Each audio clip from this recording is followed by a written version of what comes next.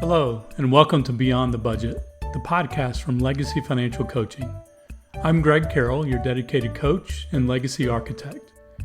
Here, we go beyond balancing the numbers to explore the strategies, mindset shifts, and habits that lead to true financial freedom and lasting wealth. Together, we'll tackle financial stress, unlock more freedom in your finances, and empower you to create a legacy that inspires and impacts generations to come. If you're ready to move beyond just making ends meet and start building a brighter financial future, you're in the right place. Hello and welcome to Beyond the Budget, episode 14. And I'm Greg Carroll. Today we're diving into Proverbs 14, a chapter that reminds us if you want to harvest, you better be okay with a little mess. This chapter also reminds us that godly wisdom always leads to action, discipline, and discernment, not shortcuts or noise. Y'all, this chapter is full of great wisdom and application. Let me encourage you to take a few minutes after you've listened and spend some time meditating and praying through Proverbs 14, not just looking at it from financial wisdom, but wisdom for every area of your life. All right, there's 4 sections I want to cover. So let's start with the first. The first one is if you want the harvest, you need the ox. Let's start with Proverbs 14:4. Where there are no oxen, the manger is clean, but abundant crops come by the strength of the ox. So, Greg, what does this mean? Well, if you want a mission, if you want wealth, you got to expect some mess. So if you want to see fruit financially, spiritually, or relationally, you can't avoid the work that creates it. So in today's terms, this means a budget might be messy, but it brings results. Investing might be slow and uncertain, but it builds wealth. Getting out of debt might feel like an uphill grind, but it actually brings freedom. No ox, well, that means no mess, but also no harvest. So stop waiting for things to be perfectly tidy. Wisdom is not afraid of work. Wisdom puts the hand to the wheel and starts working. The second point is the prudent person pauses.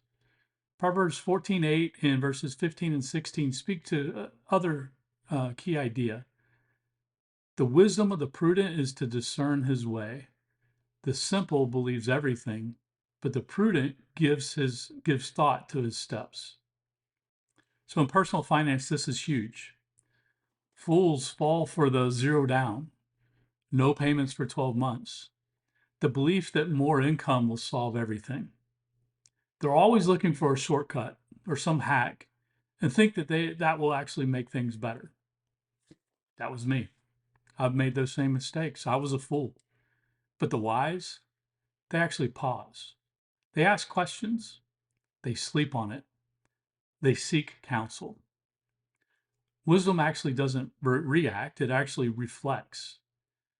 So before you sign, swipe, or say yes, let's stop and discern. Prudence is God's way of protecting your path.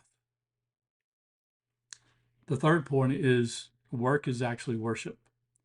Proverbs 14:23 says, "In all toil there is profit, but mere talk tends only to poverty." This verse is a call to action. You can talk about changing your finances. You can actually plan. You can dream. You can write things down even. You can even hope. But if you don't put in the work, nothing changes. And work just doesn't mean your job. It includes the effort of tracking your expenses through a spending plan or a budget. The discipline of saying no. What a novel idea, saying no. The courage to face your numbers honestly. For years, I just kept my head in the sand and just thought things would go away. It doesn't have to be that way. God's design is that work leads to increase. It's not instant. It can be slow and tedious, but actually it is very honoring. All toil brings profit. That's a promise if you're willing to work the wisdom. So the fourth point, true wisdom comes from God. Proverbs 14 reveals not just financial principles, but God's character. He values honesty over hype. He honors those who pause and seek him. He rewards discipline, not just desire. You can't find this kind of wisdom in a podcast or a personality. You find it by walking with the Lord. Remember what I shared in an earlier episode? Jesus himself tells us in John 10:10 that the enemy comes only to steal, kill, and destroy. Have wisdom to discern the systems of this world from God's biblical principles. If you want clarity with your money, peace in your home, purpose in your path, start with him. So what's your challenge for today? Well, ask yourself these questions. Where have you avoided the mess because it looked too hard? Is that the budget? Is it the debt plan? Or even a business idea just waiting for you to dig in? Where do you need to pause instead of react? What step are you about to take that needs a second look? Third, what's one area where you've been talking about action but not actually taking it? Pray this prayer. Lord, help me value discipline over ease, wisdom over reaction, and your truth over the world's shortcuts. Well, that's it for episode 14 of Beyond the Budget. Tomorrow, Proverbs 15 will unpack the power of words, the gift of wise counsel, and how your attitude affects your financial outcomes. Until then, embrace the work, lean into the mess, and trust God for the harvest. Be free.